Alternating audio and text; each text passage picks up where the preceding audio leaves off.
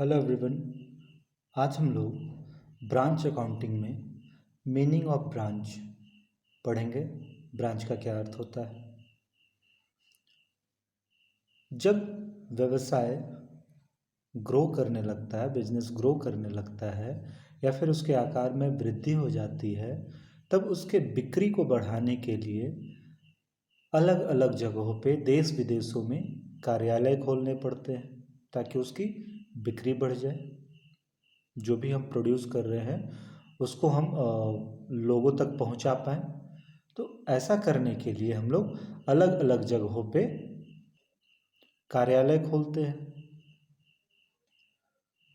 ऐसा करने से क्या होता है, हम अपनी वस्तुओं को ग्राहकों तक पहुंचा देते हैं और मध्यस्थ जो मिडिल मैन है उनको भी हम ख़त्म कर देते हैं ताकि हमारी वस्तुएं डायरेक्ट लोगों तक पहुंच सके।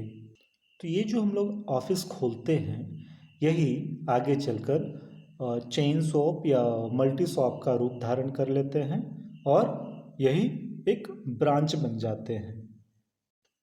जो संस्थाएं इस प्रकार की कार्यालय खोलती हैं, शाखाएं खोलती हैं, उसे हम प्रधान कार्यालय या हेड ऑफिस बोलते हैं।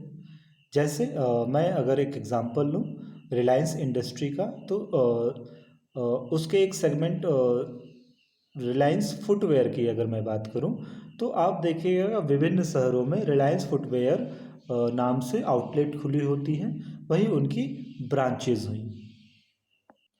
तो हम लोग कह सकते हैं शाखा से हमारा अभिप्राय प्रधान कार्यालय द्वारा खोले गए अधिकृत कार्यालय से है।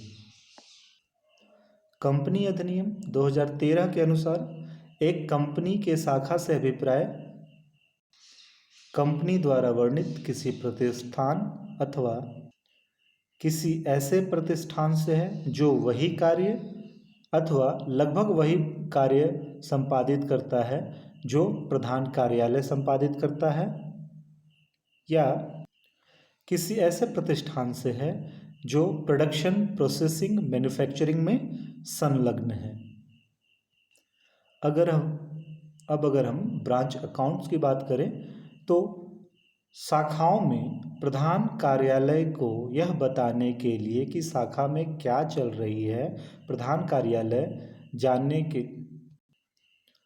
शाखाओं में प्रधान कार्यालय द्वारा रखी गई पुस्तकों, रखी गई खातों जो जिससे शाखा की लाभ हानि ज्ञात हो सके, उसे हम ब्रांच अकाउंट कहते हैं।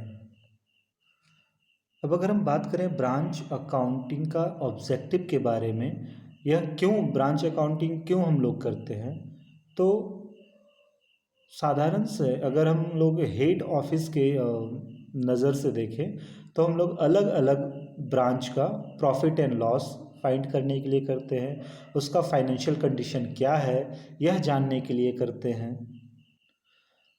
हम ब्रांच अकाउंटिंग से किसी भी शाखा का क्या उसका ग्रोथ रेट है यह भी जान सकते हैं, उसको उस ब्रांच को कंट्रोल करने के लिए भी हम ब्रांच अकाउंटिंग का सहारा लेते हैं। कंपनी अधिनियम 2013 के अंतर्गत ऑडिटिंग के लिए भी यह आवश्यक है कि किसी कंपनी की अगर ब्रांचेज हैं तो उनके लिए बुक कीपिंग आवश्यक है। इस उद्देश्य से भी हम लोग ब्रांच अकाउंटिंग करते हैं।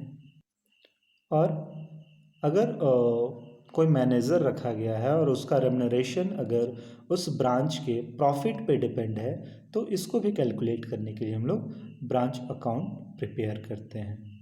आई होप आप लोगों को समझ में आया होगा। नेक्स्ट वीडियो में टाइप ऑफ ब्रांचेस के बारे में हम लोग जानेंगे। धन्यवाद।